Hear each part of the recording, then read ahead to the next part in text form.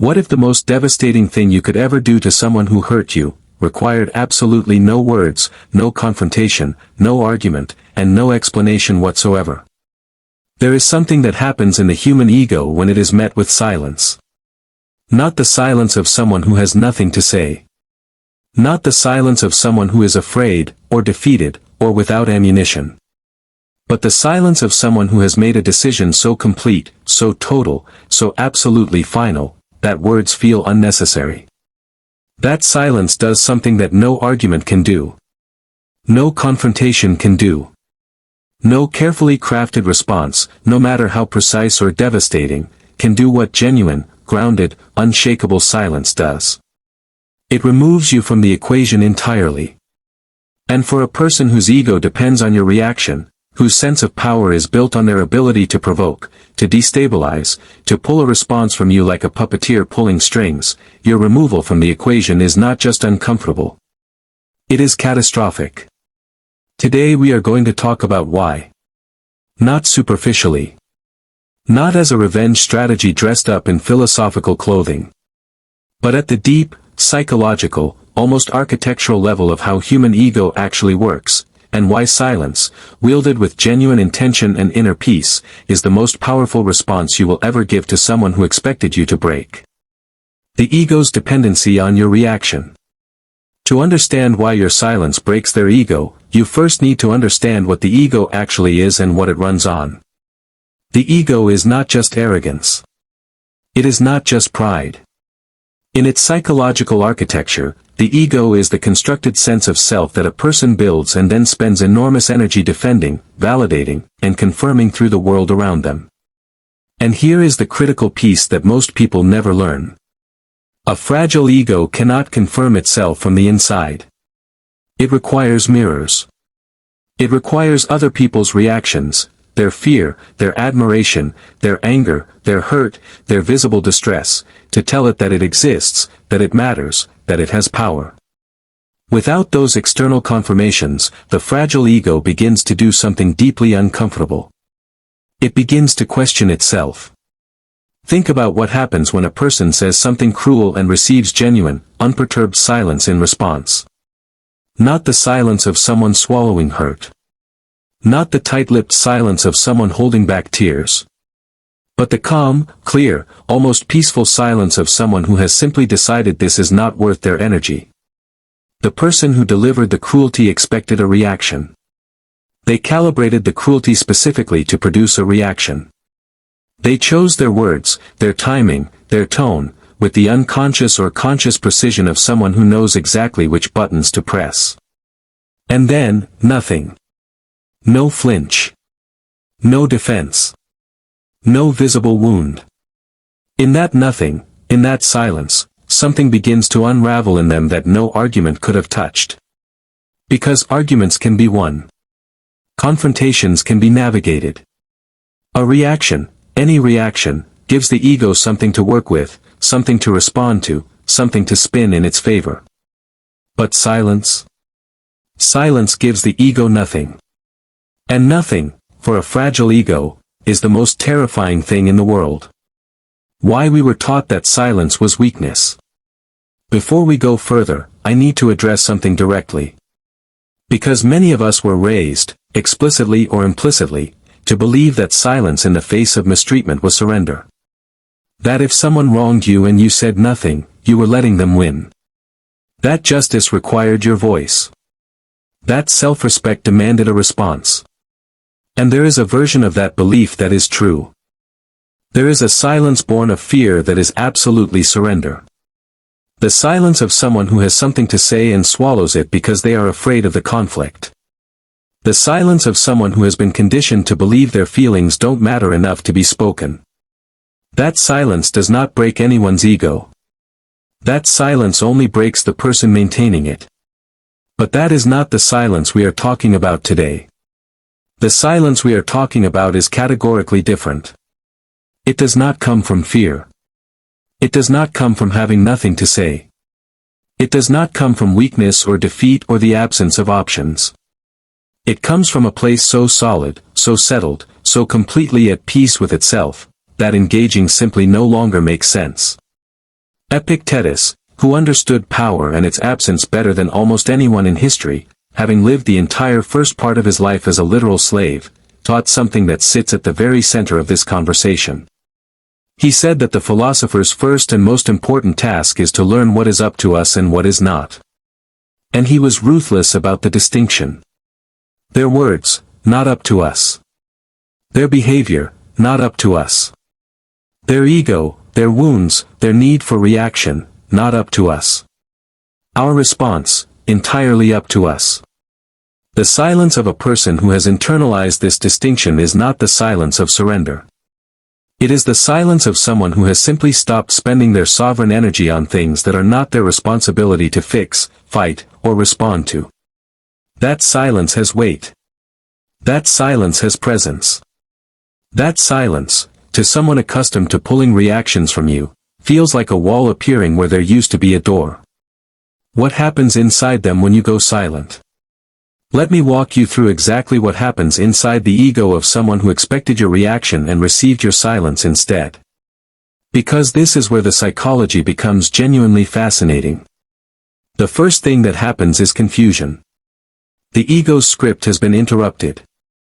It had a plan: provoke, receive reaction, use reaction to confirm its own narrative. And the plan has failed at the first step. There is no reaction to use. No wound to point to. No confirmation that the provocation landed. And confusion, for a fragile ego, does not stay neutral. It immediately converts into something else. It converts into self-doubt. This is the part that people underestimate. The person who hurt you does not sit calmly in your silence. They sit in your silence with a mind that begins, almost involuntarily, to fill the space you left with questions. Why didn't they respond? Did they not care? Have they moved on? Am I less significant to them than I thought? Did I misjudge how much power I had over them? These questions are not comfortable. And for someone whose ego has been built on the belief that they matter to you, that they have influence over your emotional state, these questions are destabilizing in a way that your most eloquent argument never could have been. Because here is what your argument would have given them: proof that they affected you. Evidence that they matter. Confirmation that their words had enough power to pull a response from you. Even an angry, hurt, devastated response is, from the ego's perspective, a win. It means they reached you. Your silence tells them something entirely different. Your silence tells them that you have gone somewhere they cannot follow. And that, for the kind of person who needs to follow you into your emotional interior in order to feel powerful, is not just disappointing. It is ego-breaking. The man who waited for a war that never came. There was a man named Raymond who had built his entire relational identity on conflict. Not because he was evil, but because somewhere in his formation, in the family he grew up in the dynamics he had absorbed before he was old enough to question them, he had learned that conflict was connection. That the person who could provoke the strongest reaction had the most power. That engagement, even painful engagement, meant he mattered. For 12 years, Raymond had a colleague named Stefan. And for 12 years, Raymond had poked, provoked, undermined, and needled Stefan with the practiced precision of someone who had been doing this his entire life. Small comments that were technically deniable. Observations calibrated to wound. Credit subtly taken, contributions subtly diminished. And for 12 years, Stefan had responded. Defended himself. Explained. Got visibly frustrated. Sometimes escalated. Sometimes went quiet for days in the heavy, reactive silence of someone containing anger rather than releasing it. Every response, every single one, confirmed to Raymond that he had power. That he mattered. That Stefan's emotional state was something he could influence. Then something changed in Stefan. Nobody around them could quite identify what it was. He seemed different. Not angrier. Not colder. Not more confrontational. Quieter. But not in the old way. In a new way. In a way that had no heat in it at all. The next time Raymond delivered one of his calibrated provocations, a comment designed specifically to produce the familiar reaction, Stefan looked at him. Not with anger. Not with hurt. With something far more unsettling than either. With a kind of benign, almost gentle indifference. And then he went back to his work. Raymond waited for the reaction. It did not come that day. He tried again the following week, adjusting the calibration, sharpening the provocation. Still nothing. The same quiet. The same settled, unperturbed return to whatever Stefan had been doing before Raymond had spoken. Within a month, Raymond had lost something he couldn't name. He found himself thinking about Stefan far more than he ever had, not with triumph, but with a strange, uncomfortable uncertainty. He started second-guessing his comments before he made them. He became tentative in a way he had never been before. He had lost his mirror. And without his mirror, he couldn't confirm the reflection he needed to see. Stefan had not argued Raymond out of his behavior. He had not confronted him or reported him or delivered a devastating speech about what Raymond had been doing for 12 years. He had simply, quietly, completely, and without drama, removed himself as a source of confirmation. And the ego that had fed on his reactions for 12 years began, slowly and visibly, to starve. The Stoic architecture of powerful silence. Marcus Aurelius governed an empire. He commanded armies. He had the authority to have anyone executed with a word. And the practice he returned to most consistently, the one he wrote about in his private journals with a devotion that bordered on urgency, was the practice of internal stillness in the face of external provocation. He wrote about encountering people who were cruel, manipulative, dishonest, self-serving. He did not pretend these people didn't exist or that their behavior didn't land. He was honest about the difficulty. But again and again, he returned to the same discipline. Return to yourself. Do not be pulled out of yourself by what they do. Your inner life is the only territory you are truly responsible for governing. This is the Stoic architecture of powerful silence. It is not performed. It is not strategic in the manipulative sense, it is not silence deployed as a tactic to make someone else suffer. That kind of silence is just a quieter form of engagement. It still has the other person at its center. It is still organized around their reaction to you. The silence that breaks ego is the silence that has moved on entirely.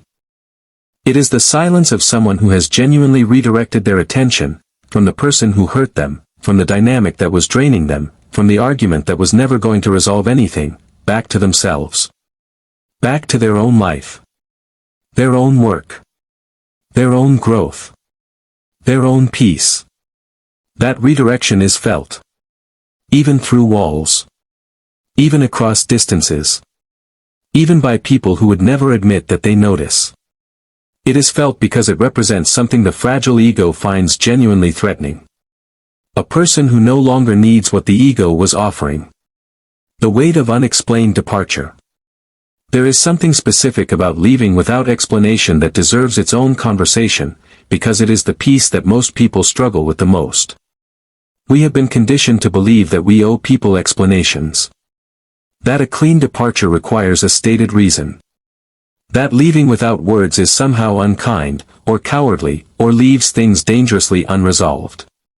But consider what an explanation actually does in the context of a toxic or ego-driven dynamic. An explanation is an opening. It is an invitation to debate. It hands the other person a document they can argue with, reframe, minimize, or use against you. It gives the ego something to work with, a position to attack, a feeling to dismiss, a statement to twist. You said you left because of X. But X wasn't a big deal. You're oversensitive. Let me explain why your reason is wrong. The explanation that was meant to provide closure becomes the next battleground. And you are back in the argument you thought you were ending. Silence closes the battleground entirely. Not because it leaves things unresolved, but because it communicates something that no explanation can communicate quite as clearly. This is resolved. For me. I don't require your agreement or your understanding or your acceptance of my reasons. I have already moved.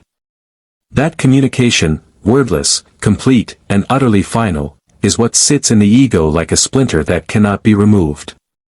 Because the ego cannot argue with silence. It cannot reframe it. It cannot win against it. It cannot use it as evidence of your instability or your sensitivity or your inability to handle the truth. It can only sit with it. And sitting with silence, for someone accustomed to the noise of your reaction, is one of the most uncomfortable things they will ever do. We have covered the foundation of why silence breaks the ego, at the psychological, philosophical, and deeply human level. We have looked at what the ego actually is and why it cannot survive without external confirmation. We have examined the difference between the silence of fear and the silence of genuine peace. We have walked through exactly what happens inside someone when their expected reaction never arrives. And we have begun to build the Stoic philosophical case for why walking away without words is not weakness, but one of the most sophisticated and powerful. There is a particular kind of strength that the world rarely celebrates.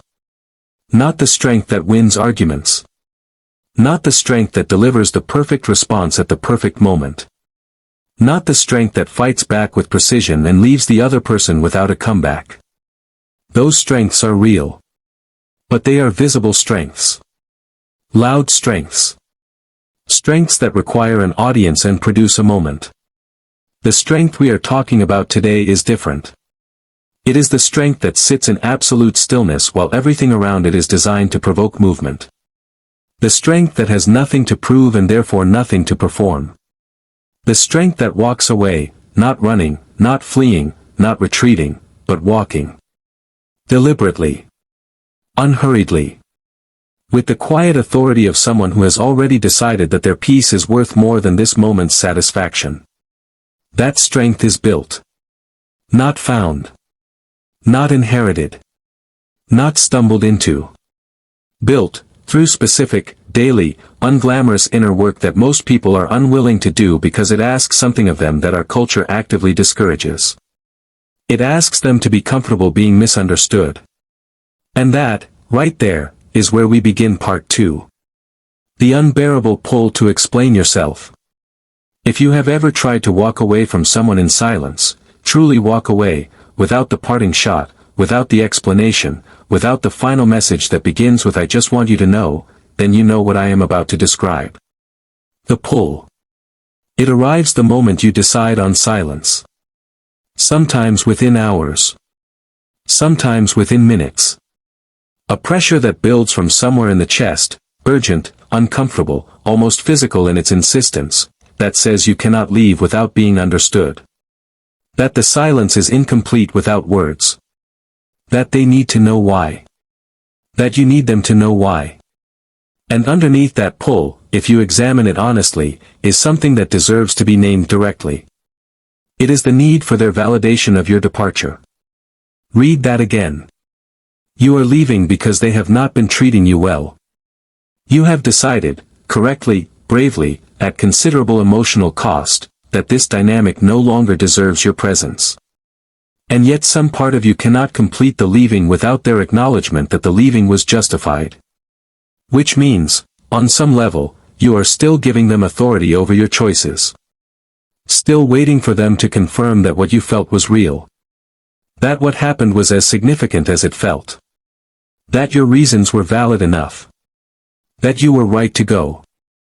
And this lingering need for their agreement, is exactly what keeps the ego's hook in you long after you have physically walked away. A woman named Adrienne left a friendship of 7 years in what she thought was silence. She stopped reaching out.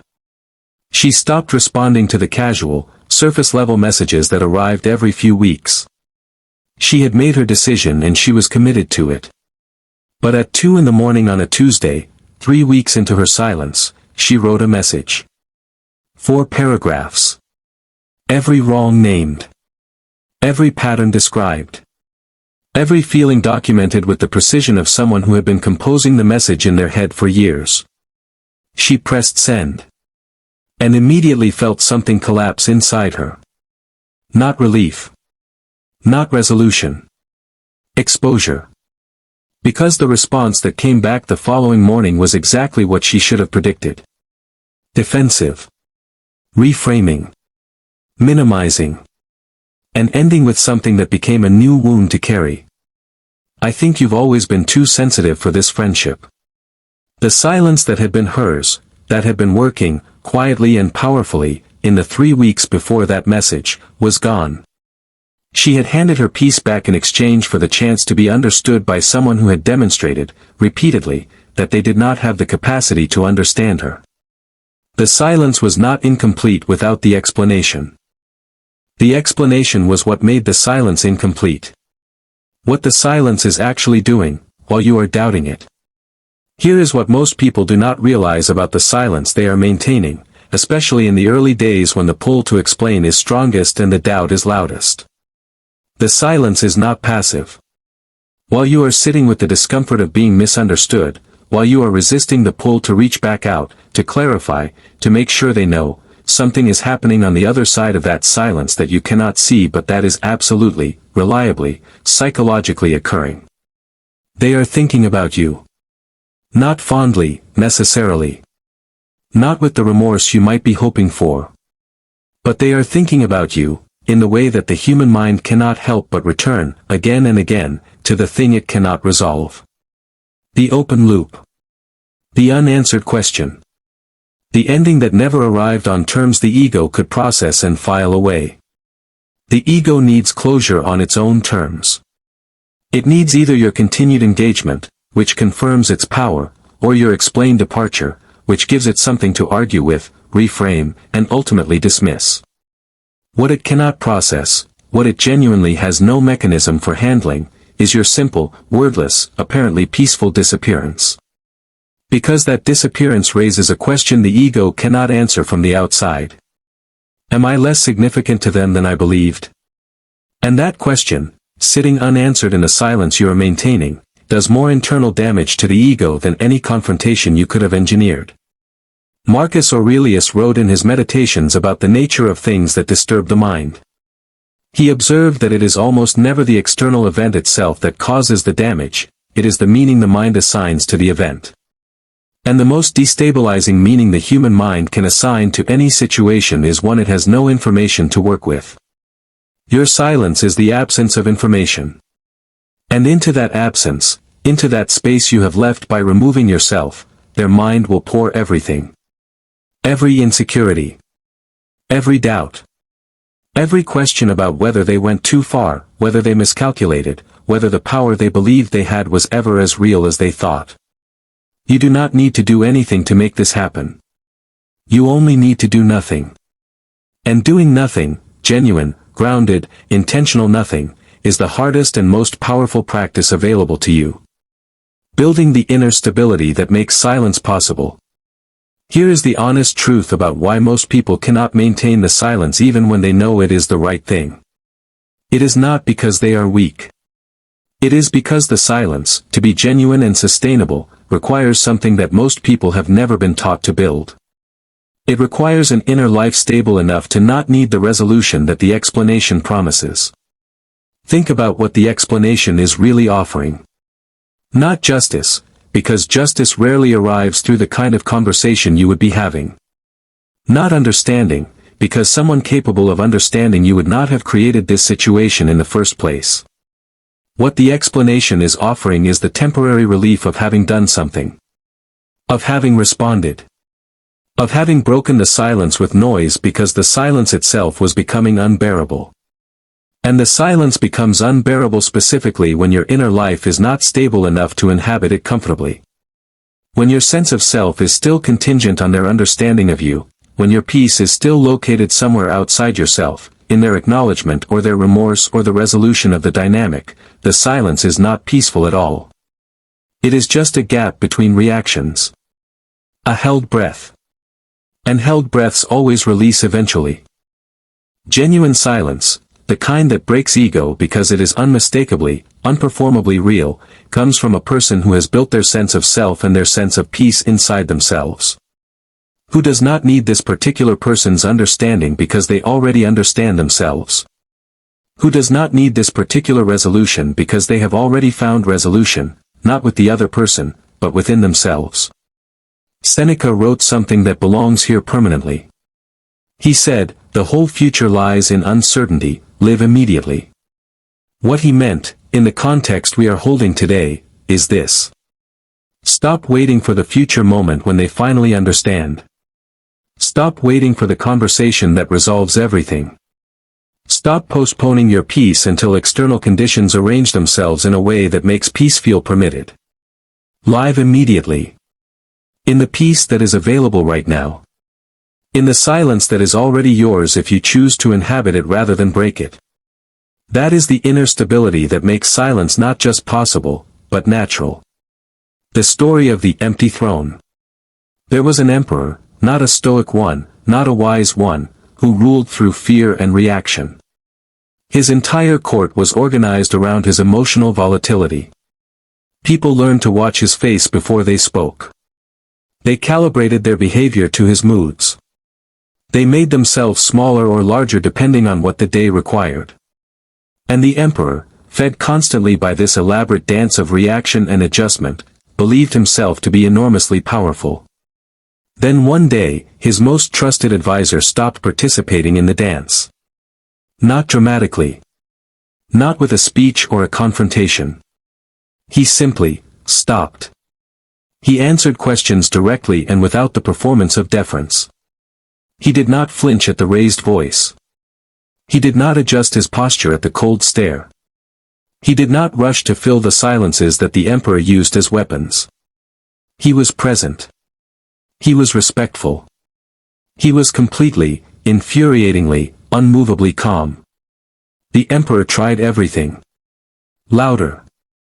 Colder. More cutting. More dismissive. The advisor's demeanor did not change. And slowly, over weeks, the emperor began to lose something. Not his formal power.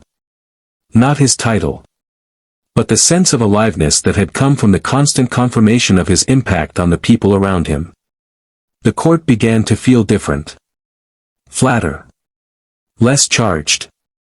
Because the person who had been the truest mirror, the one whose reaction had confirmed the emperor's sense of his own power most reliably, had simply stopped reflecting. And the emperor, surrounded by all the trappings of absolute power, found himself sitting on a throne that felt, inexplicably, less significant than it had before. He had not been argued off it. He had not been overthrown. He had simply been, quietly, completely, and without a single dramatic gesture, ignored by someone whose opinion, it turned out, had mattered more than he ever would have admitted. The advisor did not win by fighting. He won by becoming genuinely indifferent to the performance. And genuine indifference, to someone whose power depends on your engagement, is the only victory that lasts. What waits on the other side of the silence? I want to talk about what actually waits for you on the other side of this, because too many conversations about walking away focus entirely on what happens to the other person. What their ego does. How they respond. Whether they come back, whether they apologize, whether they finally understand. And I want to redirect that attention entirely. Because what happens to them is not the point. What happens to you, on the other side of the silence you have had the courage to maintain, is the point. And what happens to you is something that is difficult to describe to someone who has not yet experienced it, but that everyone who has walked this road will recognize immediately. You get yourself back. Not the version of yourself that was constantly monitoring their moods, calibrating your behavior to their volatility, spending enormous internal resources on the management of a dynamic that was never going to be healthy no matter how skillfully you managed it. The version of yourself that existed before the dynamic consumed you. The one that had opinions that didn't need to be pre-approved. The one that had peace that didn't depend on someone else's behavior. The one that woke up in the morning and felt, even briefly, even imperfectly, like the primary author of their own interior life. That person has been waiting. Patiently. Without judgment. In the silence you kept breaking with explanations and reactions and one more attempt to be understood by someone who was not capable of understanding you. They have been waiting in the quiet, the real quiet, the inner quiet, that becomes available the moment you stop spending your energy on the wrong direction.